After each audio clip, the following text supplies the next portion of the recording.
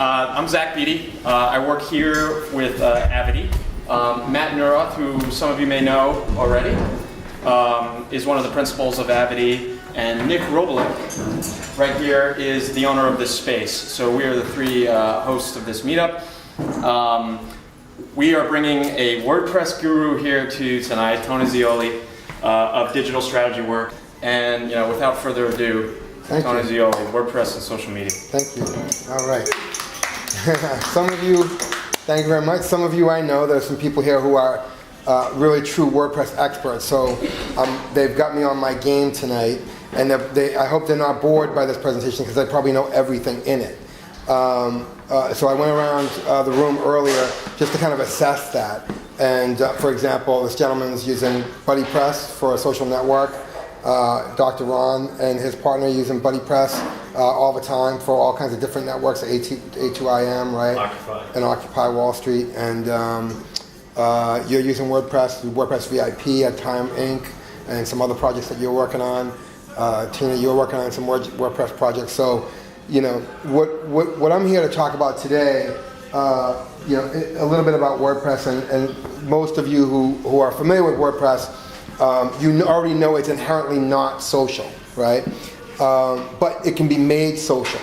And there are two flavors of WordPress for those who don't know. So the people that I left out from the first kind of pointing fingers, how many have never used WordPress in this room? Okay. How many use WordPress, the hosted platform on WordPress.com? No? No one? Well, WordPress VIP or .com or both, right? WordPress.com, WordPress.com. Both. Everybody else is self-hosted, right? So you've installed it. We don't have to explain that. So we already killed one bird with that. So we all know, right? Inherently not social. The development cycle moves fast, so they keep WordPress core clean of all extraneous plugins and themes and these kinds of things that we all know and we all build, right? WordPress development is always focused on the core. So we try to find the plugins that are useful for us in the WordPress ecosystem that we can plug in to WordPress to make it inherently more social than what it is out of the box, which is relatively, as we all know, not social at all. There are no social sharing tools. Facebook like, Twitter sharing, cross-posting. All these kinds of things are left out of core for a very specific reason that most of us, here know why that is. And then for those of you who don't, it's that, WordPress has always been a project that is, they're giving you the transmission and they're giving you the wheels and the bottom frame of the car to kind of drive something, and then everything else is additional, that you can put on top of it. The body is a theme. You're a theme developer. You've created a couple of themes. There's a whole host of plugins that plug in and do things. So we'll talk predominantly about plugins tonight. Plugins that I found, I use, things that I know about, things that I've struggled with. That I can kind of clarify. Maybe you've used these plugins, maybe you didn't, maybe you'll learn something, maybe you find that you've used all of these things. And if so, I hope you get at least something out of just the presentation and me speaking about it, right? So when I talk about plugins are your savior, it's because really WordPress has no inherent social networking features. So I have spent the last probably 4 years testing and trying plugins and these kinds of things. And the reason you see Reese News here, and I'll speak about that for a minute, is because for the last 14 months, I was kind of the lead developer. And not that I'm not a programmer, that was just my title. And what that was one part project manager, one part product and program manager, one part creative director, and one part multimedia expert to work on a digital news project at UNC Chapel Hill, which was a $4.1 million project. Are you familiar? Sorry, I went to UNC. Oh, you went to UNC? Okay. Well, it didn't end well, so we'll keep it at that. So go Duke. No, I'm kidding. What I did, I've been in New York for 15 years, and then I got this opportunity just by, and I'll talk about the WordPress family, right? By going to meetups, WordCamps, starting my own WordPress meetup in Westchester, the WordPress Westchester meetup, and then once I got to Chapel Hill, I started WordPress Chapel Hill. And I've spoken at WordCamp Raleigh and WordCamp NYC. and I hope to speak at more of these things as time goes on. I've been involved with WordPress for about 8 or 9 years now, since it pretty much started, and so I've worked to, not that I'm not a programmer, but I've worked with all these, the research, who's doing what, knowing which developers are good, which developers are flaky, who's committing to the advancement of WordPress overall, and who's just like wants to capitalize on the popularity of it, right? So that's what I do as a digital strategist, which is kind of my brand now is Digital Strategy Works, which I started about 2 years ago because I have the end-to-end focus on digital strategy. So I spent the last 14 months at Reese News, and this presentation was so new that I haven't taken the Reese News out of it yet and replaced it with Digital Strategy Works. But I'm up here interviewing in New York City at a company like CNN, NBC, to run WordPress projects. When we talk about social, most of us know about social media, so I'll just reiterate the obvious. It's obviously a two-way conversation, right? We all use Facebook, most of us use Twitter. It's being authentic. But how do you go beyond Twitter and Facebook and make WordPress social? And what's the the KPI, right? You got to analyze the key performance indicators. You got to analyze the benefits. How do you do that in social? So there are some tools that do analysis of social sharing. One of them is called Share This, and I'll get into that, where you can actually analyze your social sharing, your social reach outside of a Google Analytics. If most people probably here know Google Analytics is the tracking program for free that Google offers, that you can find out how many people visit your site, where they come from. Well, with social sharing, you want to know how many outbound links people went out to, how posts have been shared out to Facebook and Twitter, and how many people are doing that. And instead of just looking at the little boxes that we all see, you want to have a little dashboard. So Share This is a company that I love that offers that kind of dashboard functionality that Google Analytics would, but in the social media world, right? So I talk about the social loop, right? It's shortening links, right? It's publishing, it's then feeds, it's then sharing, tweeting, retweeting, liking and sending, right? Rating, polling, comments, feedback. Then the loop, just keep going around and around. That's how I approach my strategy when I talk to my clients, is this kind of social loop. And then I just kind of cut and paste these all these different icons to represent social media overall within that loop, and how all these kind of tools are connected, right? So when we talk about shortening, what I found in WordPress is that there's a couple of ways to shorten links, right? I use bit.ly. How many people know what bit.ly is, right? So we have a few, and so many people don't know what link shortening is at all. Does everybody know what link shortening is? Yes. Okay, right. So, you had tinyURL, which we all bypass now. I mention it just because somebody in the audience will go, what about tinyURL? Oh, yeah, whatever, right? So bit.ly is probably the most popular. But in WordPress.com, they have wp.me, right? That doesn't exist for WordPress.org. So I resort to bit.ly. You could use Twitter's short URL service, t.co, or a couple, j.mp actually is married to bit.ly. And then, Google has their short link service. I'll talk about bit.ly because that's probably the thing that I'm most familiar with. So with Bitly, you have to register an API key, which is an application interface key, right? The key then talks to a plugin that you install into WordPress, and it will convert all your permalinks. Everybody know what permalinks are, right? It'll convert your permalinks into a short link, right? So there's a cool plugin that I found. It's called Bitly Service, and basically it allows you to add your API key, your login name, and the type of service you want to use, whether you want to use j.mp or bit.ly, and basically it you get the short link on your post editing page, and voila, it automatically converts your permalink into a Bitly link right there in the post editor. So if your bloggers, or your people that are editors, need that short link, they can get it right there from the post editor without having to go to Bitly and convert it and these kinds of things, right? And because there's an API and you signed up at Bitly for the key, then it's going to talk to Bitly, and then you can go to the Bitly dashboard and see what the performance is of that short link on those posts, right? And so here's an example, and I'm sorry it's kind of small. Usually we have big screen, but there's an example of the Bitly dashboard, right? So you at least get, so you want to use Bitly because you want to track the key performance indicators. How are stories doing in the wild, right? A lot of people talk about cross-posting, right? How do I cross-post? Everybody knows what cross-posting is? Do you know what I mean by saying that? Cross-posting to Twitter and Facebook from WordPress. So you publish in WordPress, and then it publishes your post as a short, short excerpt and link in Facebook or Twitter at the same time, right? So caveats to cross-posting. Question. It can be for some reason. I was just about to say that, right? I was just about bad form in the news business, which I've just worked in. If you cross-post a lot, people are going to get tired of it. People are going to go, oh, he's just cross-posting. They're not going to follow your Facebook feed. You're not going to follow your Twitter feed. It depends on what you're using it for. Maybe if you're using it internally for some kind of internal network for employees to get notices about your business, right? Then it could be good, because if you're using WordPress to cross-post to Facebook and Twitter, and it's all about announcements, then that's a good way.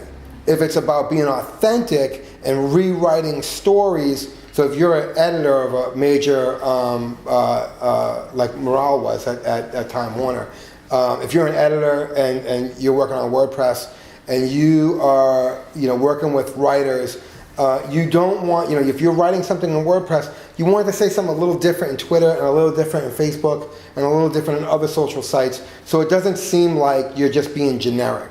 So those are the two, that's to your point, that's the caveat to it. So when do you deploy these kinds of things? You have to be sensitive to your audience, and whether that audience has an expectation of authenticity or the audience has an expectation of utility, right? But Tony, let me challenge you on the cross-posting.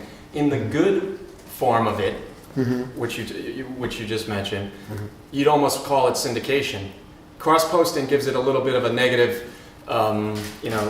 Cross-posting sounds negative, but when you realize that Twitter is almost making RSS feeds dead. RSS was the hot thing. We all used to check our RSS readers in the morning, and it's literally almost dead because people are following the New York Times Twitter feed in the same way that they would an RSS feed. That's not a cross-post of a New York Times article. It's actually just a syndication, letting you know that the story is there.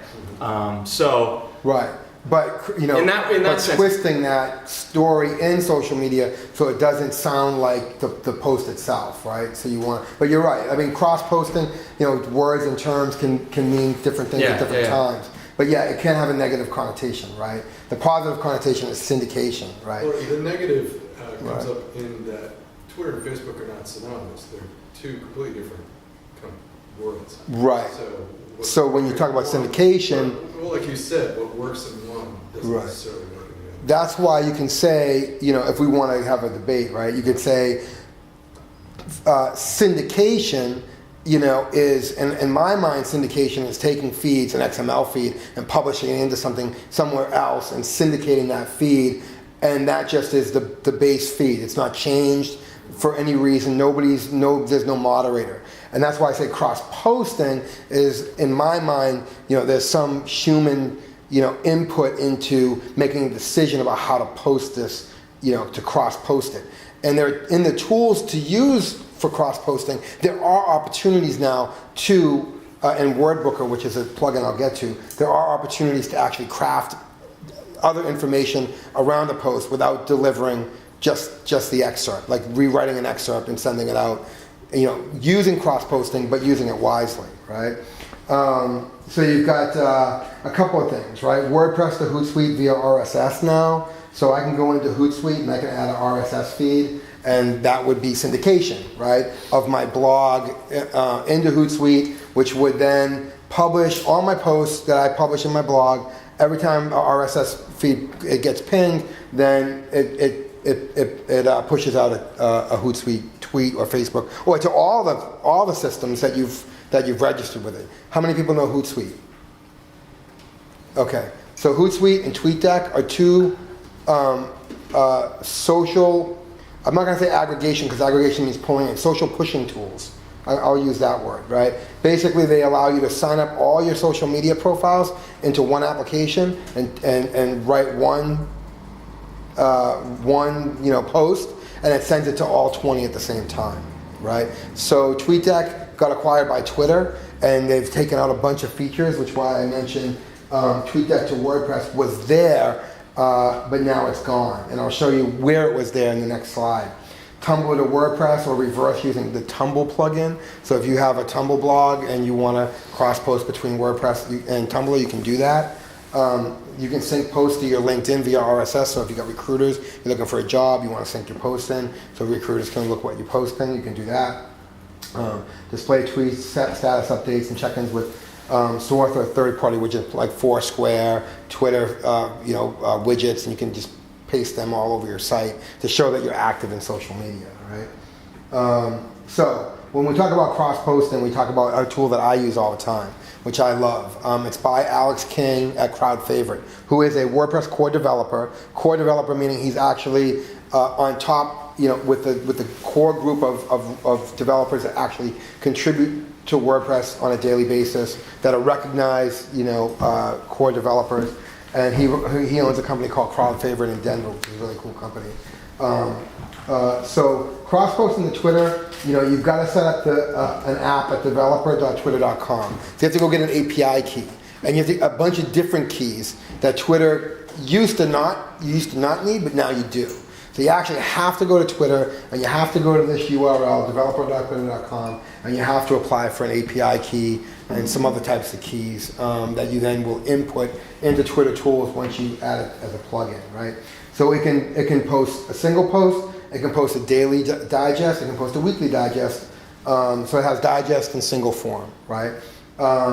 You can post categories and these kinds of things, and it will also do short link service as well. So if you add your short link credentials, it will convert. So whether you use Bitly service or you use Twitter Tools, you're always guaranteed to get a short link out into the ecosystem of social, so you can track your KPI, right, key performance indicators, which is a word I just learned the other day. From now, that buzz phrase, I'll just throw it out there whenever I can. But I'm in Brooklyn, so you guys can throw tomatoes and all that stuff. So this is what Twitter Tools looks like, right? So you go here, you have to get this access token recognition. You have to copy these keys, and I black them out so you can't, people that have seen the presentation can't copy them for themselves, because this is one of my clients' stuff. So you get these tools, and you go into Twitter Tools, and there are a bunch of fields, and you set it up, and then you hit publish, and then it converts the screen here, and this is the bottom of the screen. Actually, this is how long it is.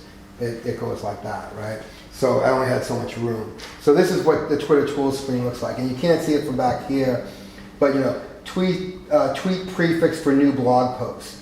Set this on by default. Create a new post from each of your tweets, or you can create posts from all of your tweets back into WordPress. So if you're tweeting, you can create tweets as posts. So if you want to use it like that, you can do it in the reverse. So you can either push to Twitter, or you can push from Twitter back into WordPress. To be clear, that's a WordPress plugin you're referring to. This is called Twitter Tools. Called Twitter Tools. They're not actually Twitter Tools as in like Twitter's developer tools. Right. No, they're not. It's called Twitter Tools. It's by Alex King. You can look it up on the WordPress Codex.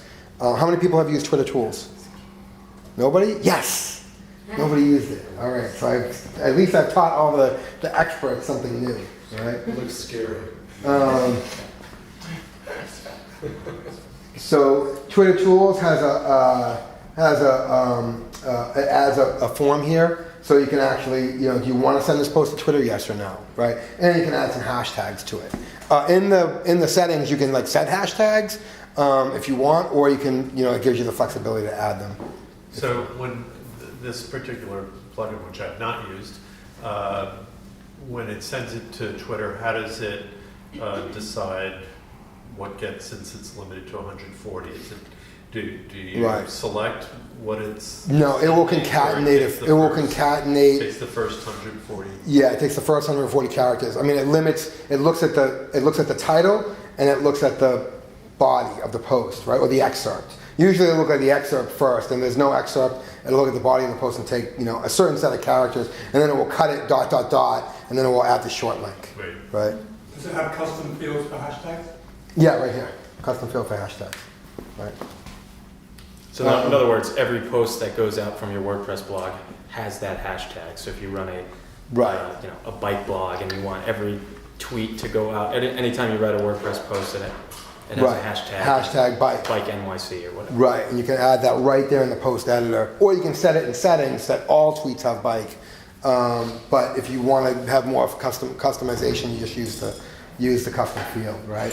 So then there's another tool. So that was one. Then there's another one that I found called Twit Connect, right? So Twit Connect is cool because it also provides that single sign-on on Twitter. Everybody know what single sign-on is? Right? Raise your hand if you know what it is. Raise your hand if you don't know what it is. Single sign-on is when you all know what it is because you probably all use it. You just don't know it's called single sign-on, right? That's when you go to a site. It has a connect with Facebook, connect with Twitter. You click that and you sign on. It's single sign-on is the name for it. It allows you to use Twitter sign-on across the web, right? So Twit Connect as a plugin also has a feature for single sign-on. So we'll add a single sign-on functionality to your WordPress blog. So if you want to add that so people can sign into your blog with Twitter, this plugin, unlike Twitter Tools, actually has that advance, right? And then it asks the user to actually register. So once it goes through the process of signing up for Twitter, then it will say, do you want to register for this blog? And then you can actually go through the registration process. So Twit Connect login, and you can see it adds the Twitter single sign-on link there, and it will add it on a form on the homepage. If you have some kind of homepage login plugin, it will add it to that as well. And then it will pop up and ask you if allow or deny, and then it then pops in and says, hey, do you want to register? And you can register on the blog if you want, right? Then there's some configuration settings. We won't go through them, but this is where you put your consumer key and your secret key in the plugin settings panel. Because all these plugins have their own settings panels, which most of you know, but if you don't know that about WordPress, every plugin that you plug in will have a custom control panel that provides an opportunity to set that plugin to what you need it to do. Right. This is a single sign-in for authors? Single sign-on for anyone, right? So, So you're offering it to your readers? You're offering it to your readers? Your visitors. Your visitors. Depends on how you set up the default of when somebody signs up, they automatically become a subscriber or a contributor or an author. Right. You can become a subscriber. Not a back end. You're, as the admin of the blog, you're using this to log in, but actually your public readers have an opportunity to log in with Twitter. Right. And have a profile within. Everybody has a back end. It's just a different back end depending on whether you're a subscriber, and you can only change your password. Right. We all know about roll. How many? Raise your hand. Right. Raise your hand if you know about roles. Who knows about roles? Okay, so those who don't know about roles are admin, editor, contributor, subscriber, right? Or author, subscriber. For every role in WordPress, there are a set of permissions. So if you set Twit Connect to just allow subscribers to subscribe, then they can only subscribe to the blog. You want subscribers because there's a plugin which I don't have it on here because it's about email, not about social. It's called Subscribe To. I want subscribers to subscribe to my WordPress blog, so if I have a Subscribe To plugin in that system, whenever I publish a post, it will send an email out to anybody who subscribed to my blog, and they'll get an email to their inbox about a new post notification. So that's a Subscribe To plugin, right? Some people won't want to use those, like maybe you don't like that. But there are use cases where people need them. Like in news, I want, people want to get daily updates about new posts. So I want them to subscribe in my system because I like to get a post from the New York Times by email, and then I can see what's published that day, or by post, and I can click that email and go out. But I'm as you shake your head, there are reasons that you don't like it. And why don't you share that with us? What's your concern? Go to a random blog and it's gonna have me sign in with my Twitter credentials. But that's I'm gonna right. But TechCrunch Any one of these Yeah. Mashable, they all offer it, right? But that's TechCrunch. I'm just BeckleyWorks.com. Right. So you don't need it. But if you're me and you're building Reese News, then you need it, right? So I can understand. If you're a small blogger and you don't want people registering, it doesn't matter, right? It feels skeevy to give my Twitter credentials to even a national site. You don't have to turn, and with Twit Connect, you can leave that off. So if you just need the tweeting functionality, you can take it. If you want to turn off, I'm just offering a tool, right? Yeah. Well, to be fair, it's actually using OAuth. Oh, Yeah. So you're technically not ever giving that's the beauty of OAuth, is that you're not giving your credentials anywhere except back to Twitter. Right. So who's ever hosting the blog, the login with Twitter is actually redirecting you auth, and it's tokenized. Was that a And concern? actually, the owner of the blog then doesn't know your email address. Unless you go through the sign-up process, that's why the Twit Connect asks you. It says once you connect, and you see a lot of sites do this, like once you Facebook Connect or Twit Connect, then they'll ask you, do you want to register for our site even further so we can know who you are, right? And there's valid reasons to want to know who your users are, right? Because we all know, that once we know who our users are, we can sell advertising against it, we can market against it. We got to know what our demo is. If we don't know that, those are just general business rules, right? But there are some people who, and other movements who don't believe in that, and that's up to them. So let's go on to WordBooker, right? So this allows you to cross-post to your personal page and one business page. Facebook limits cross-posting to the one-to-one scenario. So you're not a spammer, you don't set up 500 pages on Facebook and start using WordBooker and you're posting to 500 different pages and you're gaming the SEO system, right? So it's got blog level customization and user level customization. So you can set some rules based on your blog or based on each individual user who's posting using it. Connect to business and fan pages. Comments on Facebook can be posted back to WordPress with this. So if somebody sees that comment in Facebook and sees that post in Facebook and they comment on it, it can get cross-posted right back into your WordPress blog, which is really cool, right?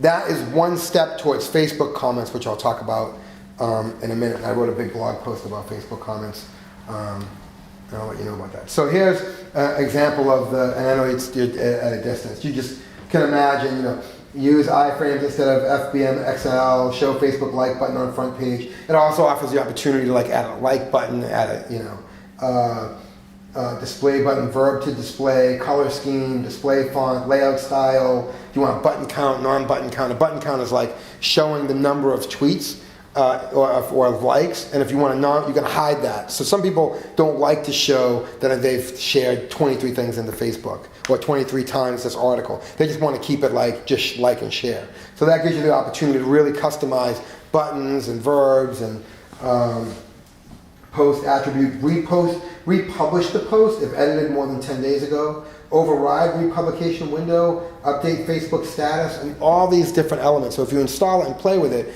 it's a really cool plugin. This guy, Steve Attorney, built it, and he is on it. I've never seen a plugin developer that is actually on his game like Steve Attorney. He's on Facebook, he's on the WordPress.org forums, he's on his own site, and you ask him a question, and somehow, some way, it could be 3 a.m, he'll get back to you. It's the weirdest, he's the ultimate WordPress plugin developer that I've been following, that really cares about his product and that really puts his all into it. So you do use it. I would love it if you guys contributed, $1 or $2 or whatever through his PayPal. That's how he makes his money on the plugin, because there's no pro version. This is free, and it's really advanced and sophisticated. So here's a bigger picture of the user level customization. Default publish post to Facebook, same as blog. Length of extract, same as blog.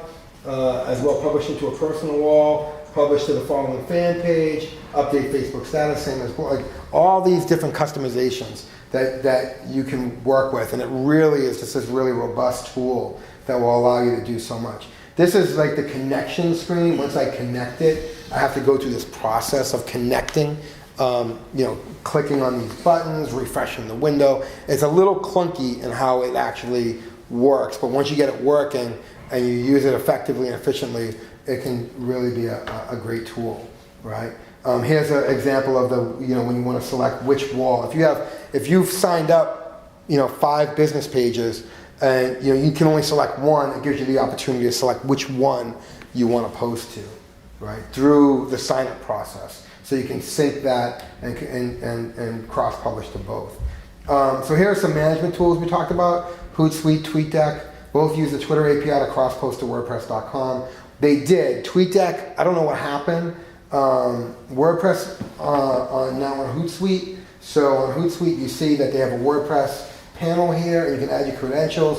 So if you're using .com, you can use Hootsuite with it, and you can cross-post using Hootsuite to WordPress, right?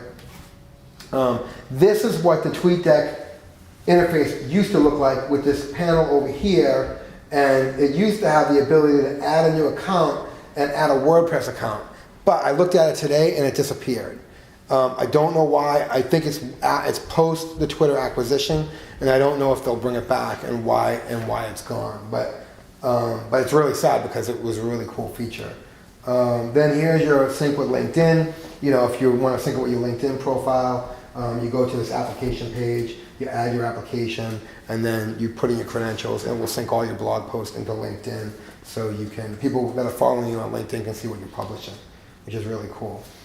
Display widgets, too many to go through. Many come with plugins already. There's Twitter, widgets, twitter.com resources widgets, facebook.com badges, foursquare.com apps. You can go to all these sites, grab different widgets, and just kind of embed them. So here's how to create a Twitter widget, and we'll just, have all of you created Twitter widgets on Twitter, right? Okay. And then here's like a create a Facebook widget. You go to Facebook social plugins page. They have a whole bunch of different kind of widgets, and they'll give you the FBML or the HTML code to add it to a sidebar or something like that, right? Display plugins, Foursquare WordPress plugin, Twitter Tools plugin. So I'm just going to show you a couple of what they look like, right? So here's the Foursquare plugin, which is really cool. So there's actually a Foursquare plugin for WordPress, and that's what it does. It will go in a sidebar, so you can, how many people know the sidebar feature? To drag tools into sidebar. If you know it, raise your hand. Okay, if you don't know it, WordPress has a feature on the left-hand side of your admin dashboard panel under appearance menu, right?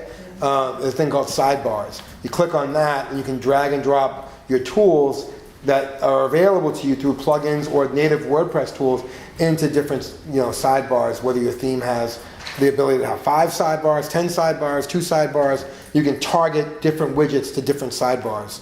And there's some really cool sidebar plugins that can make it so only a widget is on one page and not on another, and all these kinds of things. But that's not social, that's more or less functionality, right? Quick question on the Foursquare widget. That's a user widget, so sort of you. Yeah, that's your, that's your a user personal widget. Foursquare history? I believe so. Yeah, where am I? So it's your personal history of where you're. Do you know if there's a venue widget for WordPress that allows, let's say, a venue that has a WordPress site? We need to build one. We might have to there. build one with the API. I don't think there's one. I didn't find one when I was doing this. I did this presentation about in March. In May. And so I hadn't seen one at that point. I had only found this. But there could be one today. But generally, that's something that you would build on your own, right? With their API. And you can do it. It's just a matter of having a developer to do it. Oh, it's nice. Twitter Tools widget. This is the bottom of my NetMix site, and Twitter Tools will add what I'm doing. You can't see the text here, but it's all my tweets. So I'm going to add that into a sidebar, and so Twitter Tools offers me the ability to throw a widget in and show people. Instead of going to Twitter and grabbing a widget, Twitter Tools will pull back all your tweets, and you can display it in a list form in the way that your blog's designed, instead of in the way that Twitter designs a widget, right? Google Buzz is going away, so this is, I don't know if it still works or when Google Buzz will go, but Google Buzz was like a product of Google, and I know that, am I right, Ron? They're doing away with Google Buzz. It's right? dead. Yes, it's dead. Yeah, They're merging. That with Google Plus, right? Yeah. So I don't know if this plugin will ever work again or not. I just didn't take it out because I wanted to mention that it's gone. So here's Tumble, right? So Tumble is the cross-posting widget, and what you do is you add the widget, and then you have to, from the plugin library, you find it, you add the plugin, it will install it for you. But then you have to actually go into your plugins directory under, if everybody knows the directory structure of WordPress, all plugins are in the top level of WordPress has a WP-content folder. In WP-content, there's the plugins folder. And the plugins folder is the Tumble folder. And the Tumble folder is a PHP script, under file.php. You open that up, and then you got to change your Tumblr email or password just to make sure it connects. I don't know why this developer didn't put that in the control panel, and he hasn't updated it since like last May. So it's something that needs to be added. I was installing 3.3 yesterday, and I believe I saw something about it automatically importing Tumble. You can import if you want to import your posts from Tumblr. If you had this plugin going, would that make an infinite loop, or? No, what this does, this is posting to Tumblr, not the other way. This is posting your post from WordPress to Tumblr, right? So if someone's posting your WordPress, then you're getting to... Well, here's the thing. What you're talking about, that I don't know, I thought that Tumblr feature is more about just ingesting your Tumblr stuff so you can move your Tumblr post into WordPress, not some... import feature. Yeah, it's an import feature, not a constant, pinging feature that updates, or posts, makes posts when you auto update that.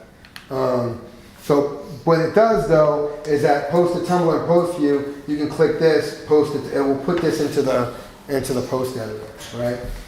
Post to Tumblr, so you can click that and post that right to Tumblr. So I'm sorry, it doesn't auto publish to Tumblr. You have to activate the publishing by clicking on that post to Tumblr. Is this different than Tumblr Rise?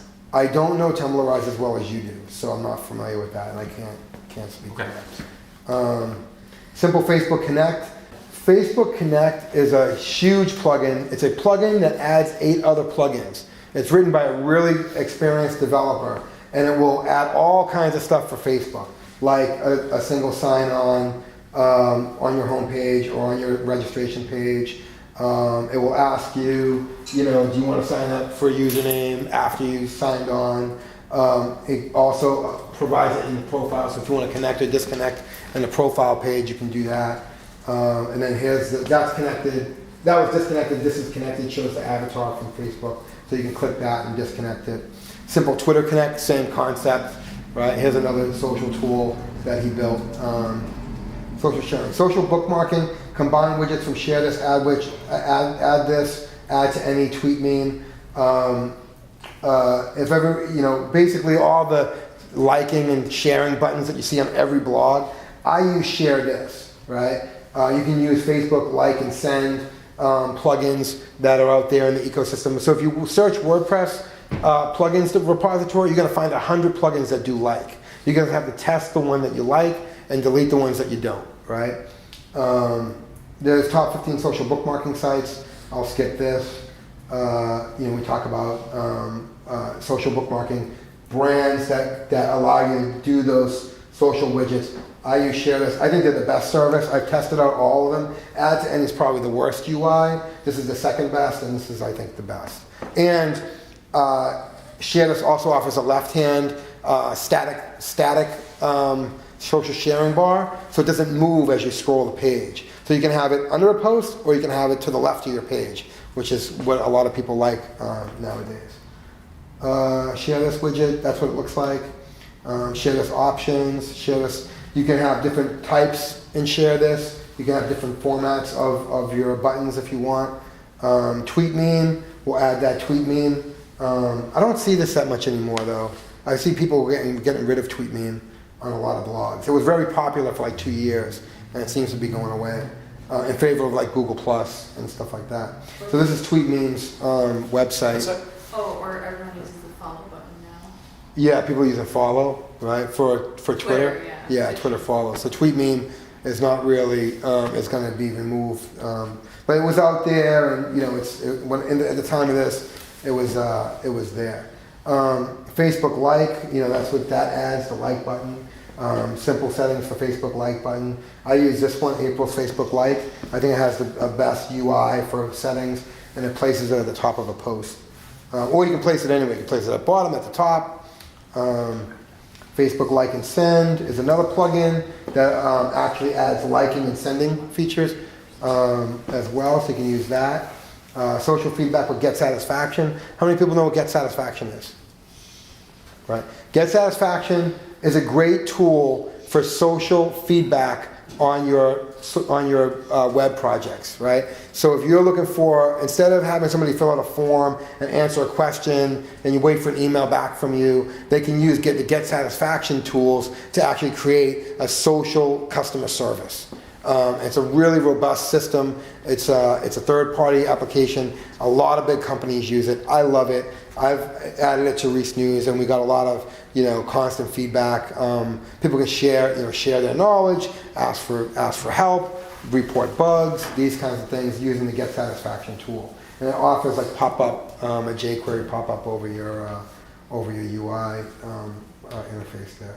Tweetboard's been deprecated, but I wanted to show it because it used to add this really cool plugin that popped out, and it would show like all your tweets for your company on Tweetboard, and people could post right there. How do you spell deprecated?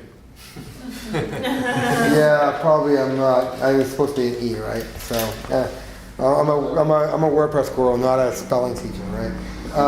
Links, social media widget. I use this thing. It's called the social media widget or social media plugin, and it will allow me to add all the social icons that I need to my sidebar if I so choose, right? Ratings and polls, Poll Daddy, a product of Automatic, who are the company behind the pro version of WordPress, WordPress VIP. Poll Daddy is great to run polls on your site, and it will. The great thing about Poll Daddy is it has all these KPI indicators of how many people took the poll, how what the results were, measuring it poll against poll. It's a really cool, unique service. Poll Daddy shows you the ratings. You can actually even change the icons in Poll Daddy. We did that for a client, so you can create your own custom icons for your polls. That just goes through the Poll Daddy UI. Social commenting, intense debate. I always replace my WordPress comments with intense debate. It's another product by Automatic. So they have Poll Daddy, they have Video Press, they have intense debate. I like the fact that intense debate has a lot of social sharing tools that are now added to it. It's a replacement for your WordPress comment system.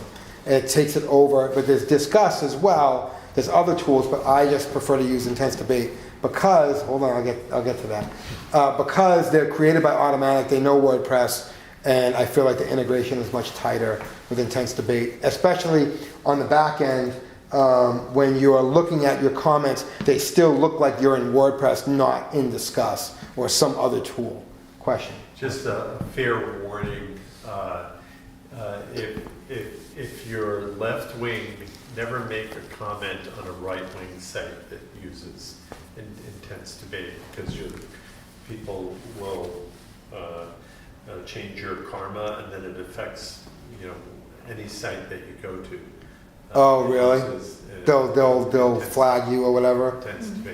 Well, I made the huge mistake of talking about Occupy and saying that I wasn't anti-capitalist on a right-wing Right. site, and I instantly ended up with like a -80 intense debate rating. Right. They're gonna have to address that. Actually write a comment. Right. So if you write in Rebel Browser. SSO for intense debate, single sign-on for intense debate. So if Does you that need, bypass the WordPress user registration system completely, or does No. it fake it, or or do it for you?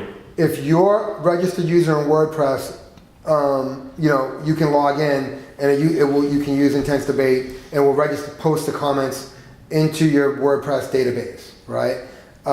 So that's fine. You can use single sign-on with intense debate and not even have to register on the blog, or you can just post anonymously, right? So it has the flexibility to do all three, right?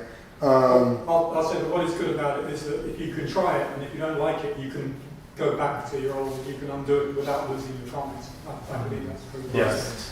So for a single sign-on for intense debate, you may have to go register an API, Twitter and OpenID, and register an API key on Facebook to use the single sign-on tools. So when you work with intense debate, you'll have to go in and play with it and find out what it does and add things and subtract things and learn the tool.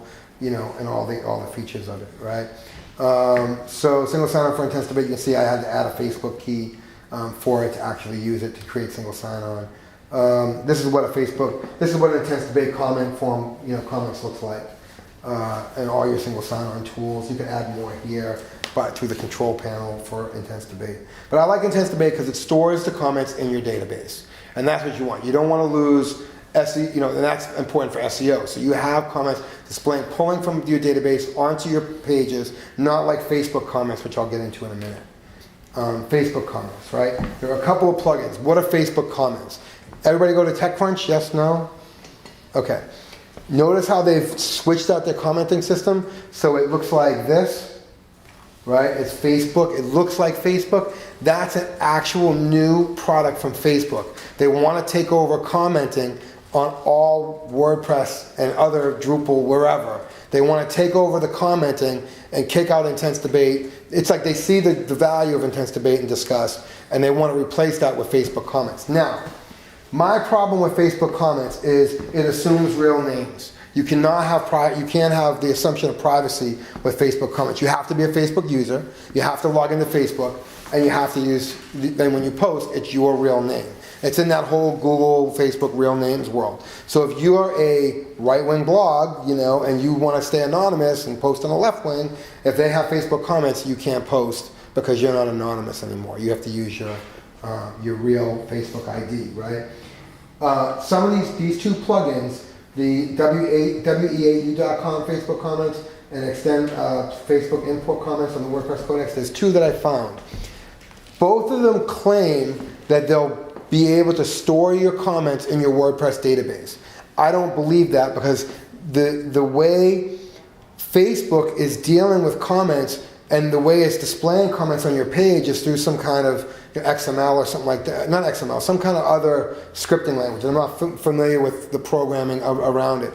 But it's just a widget that's stuck on your page. It's not connecting to your MySQL database. It's not dumping a one-to-one relationship with all your key elements like username, your comments table, right? It's not storing a comment into your comments table. And I don't like that because I want to have control of my comments. I don't want to what happens if I turn off Facebook comments? I lose all the comments that I had. The other thing about Facebook comments is for news organizations, I don't believe it's good. And I wrote a whole post about this on my TonyZeoli.com blog, and you can go there and read about it. Plug, TonyZeoli.com. Yeah, it's like this long about why I don't like Facebook comments, right? And for news organizations, time is important. Time and over days and weeks and months, right? So Facebook switches this and floats what it thinks are important comments up that it thinks you want to see and pushes irrelevant comments down below. So it manipulates the comment thread and it doesn't keep it in chronological order. So I don't like that for news because news is based on chronology a lot of times. It's cool for a TechCrunch or something like that, but for a New York Times, would you do that? Would you add that? I don't think Well, so. one big news site that has done it is the Huffington Post. Well, So I you're not a fan of that, I don't right? consider that a news site. Not a news site. That's a news aggregator who's trying to be a news site, right? But it's not. Well, we had to Right. take off And- anonymous comments from Time because every time there was an article about Barack Obama, people went crazy. They would use the N-word. They would Right, use cursing. right. There are times that you're going to have to take off anonymous comments. News organizations like Reese News and all of them across the country have had to face this problem, this agency and constraint with comments. Some people will go one way, some people will let it fly, But people like, Time don't want to be embarrassed by having the N-word all over their website. So it just depends on, if you're open and social and you just you're Mashable, let it fly. If you're not and you're New York Times, then you're going to edit. But in all these tools, you can do that. Even in Facebook comments, you can moderate. You can kick people out and stuff like that. Embed.ly, who knows what it is? Raise your hand. Great, nobody knows what it is. Love it. Embed.ly, 216 social services. Just take the URL. No longer do you have to take the whole Flash code or the JavaScript. They do it for you. You pop up this window with a little tool on your post editor after you install the plugin, put the URL, it will create the widget for you, publish it right into your post, voila. 216 services. And you name the service, they probably do it. So you can embed all this content from SoundCloud, from YouTube, from Vimeo, now in one place with just a link. You no longer need scripts and this and Flash code and all that crap. Because the WordPress post editor can't handle it unless you find a plugin, or if you're a developer, right, you write some rules that say, TinyMC, which is the post editor, allow JavaScript or allow, this code. And the post editor is not really for that. That's why we use custom fields and make, new fields for that stuff and place it on a page using, HTML. We don't want to use the post editor for those things. But for people that do, Embedly is a great tool, right? And then this next one is Storify, right? Love Storify. Storify is a social aggregation tool which allows you to go into social media, other people's blogs, Facebook comments, Twitter comments from all over the web about some subject, aggregate them and publish them as one long feed into a WordPress post. So a lot of news organizations are turning to Storify to create what's the social commentary around, Rick Perry's gaffe, right? And they'll, Facebook, Twitter, YouTube videos, all kinds of stuff. And I wish I could show you what a Storify story looks like, but you can go onto the web and look up Storify and figure it out, right? And then the last slide I have is old school RSS. Feed burner, if anybody knows what feed burner is, you can burn your feeds and track your feed burner. Track your people who are reading RSS feeds and these kinds of things. And then there's a Feedsmith for WordPress plugin, which then you put your FeedBurner credentials into, and will connect it to FeedBurner, and that way you can do that one-to-one without having to do any programming. But FeedBurner is pretty cool. So when somebody clicks on your RSS feed, it no longer launches RSS app. It will show a FeedBurner page, and FeedBurner say, hey, how do you want to connect to this thing? Offers you all these kind of options, right? And that's it. That's my presentation. So I'm glad I had some of you guys stumped. I was afraid that you would know stuff, all this stuff, and That's good. yeah.